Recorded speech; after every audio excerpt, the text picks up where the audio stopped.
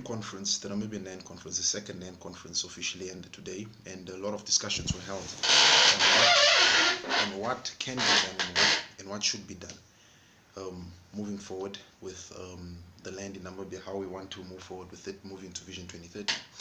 One point of discussion was the removal of the red line in the communal areas.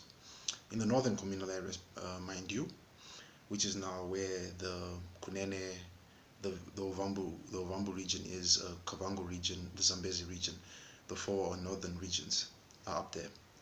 So now with these discussions have been had and have been closed, the question is, how do we move forward in the future to actually have this red line completely removed and eradicated? I think it needs to come not from the government, but the government is needed, but not necessarily from the government. It needs to come from the farmers themselves. They need to show iron will in actually working to get this red line eventually removed one day, not today, not in 2 years time, but one day. How do they go about this? I always said, and I had a conversation with one gentleman about this, I said, these farmers need to draw a 4 to 5 year plan, maybe 4 or 5 plans that they need to sit down and target. The first thing I mentioned to them was disease control in the region. Because of the northern communal areas, let me speak here particularly of the Zambezi region, the close proximity of wildlife and domesticated animals coming into contact and grazing in the same areas and drinking at the same water holes is part of the reason why disease outbreaks are so rampant up there. And not just that, a lot of farmers up there on their own cannot afford to buy certain medications and certain vaccines to vaccinate their cattle. And most of the time when they do, it's sometimes too late or the disease is already spread rampantly amongst their herd. So the worst case scenario is that most of them used to wait for the government to come in and assist them. So the first thing is disease control. Making sure that the cattle are inoculated all year round for various illnesses, whether it's foot and mouth, animal tuberculosis, lumpy skin disease, all these illnesses that are associated up there, that they vaccinate their cattle every year around, all year round. How can these people do this? They have finally actually set up their own farmers union, which is for the region.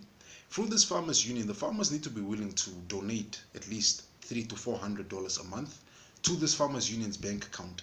This money will be put aside not just to fund the activities of the farmers union, but to buy the vaccinations. So they're able to vaccinate their animals on time and make sure that the diseases do not spread.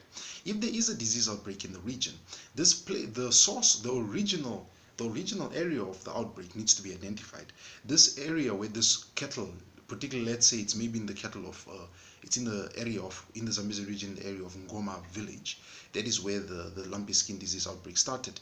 Those animals need to be isolated within that area and they need to be vaccinated. Those that are unsavable need to be destroyed. Through them doing this, can they actually work towards having a disease-free region? Not just that, they also need to work at having monthly, annually, or yearly inspections of their kraals. In terms of the local vet who is in the region does various kraal visits of various areas within the region, taking blood samples from various cattle to go test them at the lab to see if there is a disease outbreak. If that disease outbreak is found, they deal with it then and then. Not just that, farmers also need to start having inoculation booklets where they fill in when and how they inoculated the cattle and have show proof. I feel through this, the same way as a human being would have a medical passport that would show that this person was vaccinated for yellow fever, or was vaccinated for flu, or for a cold or something. Such things need to be introduced in that region to encourage the local farmers to do their vaccinations and inoculations at the right time. The last thing that I want to point out on this first point that I'm making is this: there needs to be a watch group created, a task force that's created to do the monitoring of the various livestocks, to make sure that if there is a probability of an outbreak, they act fast. There also need to be consequences for these farmers that break the rules. These rules of inoculating their cattle on time at the right time need to be introduced and need to be put in the constitution of the farmers union. That's the first point. The second point that I want to also touch on is improving their cattle quality. The problem is that farmers, and I've said this, farmers in the northern communal areas of the country, particularly most communal areas, but particularly in the northern communal areas of the country, do not keep cattle. Do not keep cattle for reasons such as a farmer in the southern part of the veterinary line keep it as its business. This side, Witvlei, Gobabus, wherever it is you're farming, it's business. It's a business. You understand that the better quality the animal, the better weight it has, the better money, the more money I'm going to make at the market when I sell it. But up there, it is not the mentality. Most of them keep cattle, as I mentioned before, for own personal consumption, for weddings, for paying lobola, which is the bridal price. That's why they keep the cattle. So the farmers up there would have to work at improving the quality of their cattle and their cattle nutrition.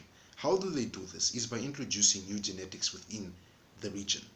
The thing of buying local breed bulls in the region, I think, needs to become a situation of the past, because now, why I say so is now that due to this, due to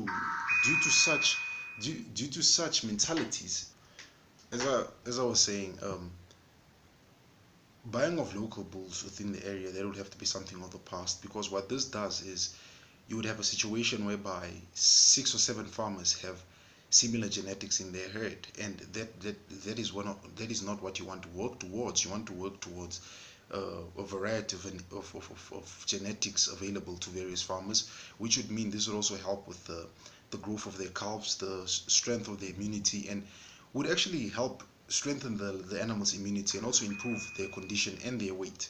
So that's the first part of improving genetics.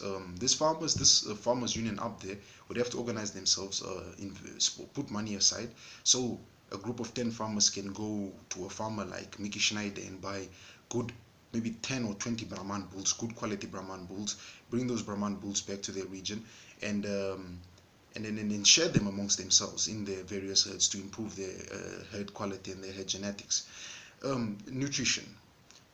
I've always mentioned that the nutrition of the cattle in the communal area is one of the biggest problems why those animals do not obtain the ideal weight and ideal sizes. It's due to the fact that those farmers up there, most of them, when you tell them give the cattle a lick, they believe that a block of salt is a lick. That has to change. That has to change, as now this farmers unions need to organize themselves and talk to Agra and Agrimark to try and encourage them to open up their outlets that side, so these farmers can be able to buy these various bags of licks, because they're bags of licks for summer, they're bags of licks for winter, they're bags of licks for dry season, they're bags of licks for wet seasons. These licks need to be introduced to the cattle, as this also help add other nutrition into the animals' diets, because these cattle are mostly just grass fed and they do not get a supplement lick or a lick to help them keep their condition or improve their milking ability, or help them improve their fertility. So the nutrition needs to be looked at and needs to be improved of those cattle up there.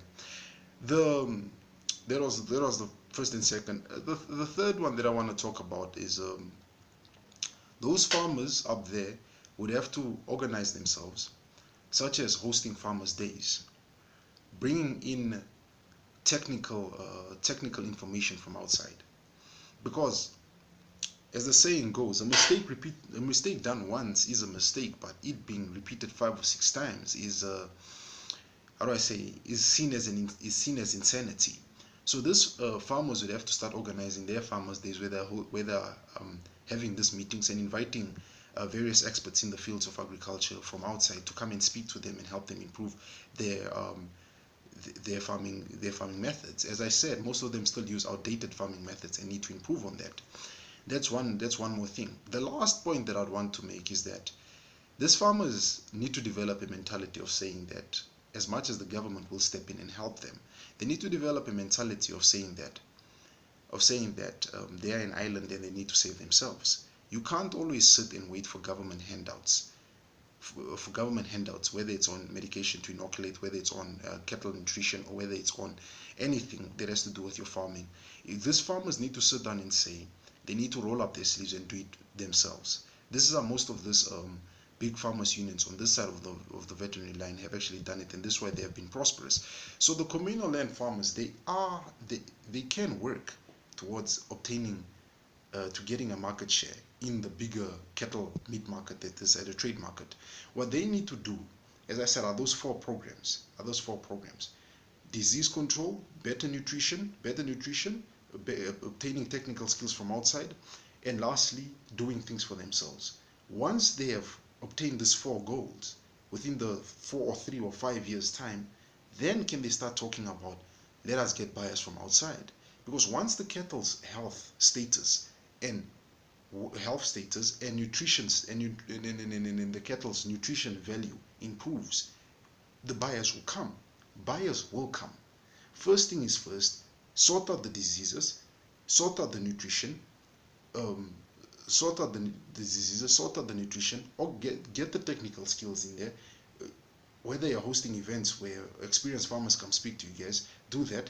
And lastly, stop waiting for the government to always save you. Save yourself. In agriculture, that's the biggest thing you need to know. Try and save yourself before you ask a handout or ask for help. That's all I have to say, guys, and thanks again for watching Farmers Corner. Those who have subscribed, thanks very much, guys. I'll try to continue uploading more content. Like, share, and subscribe to the page. As I said, this is a tiny movement that I'm trying. We will build it as we go. Thanks very much, guys. Have yourself a pleasant night. Good night.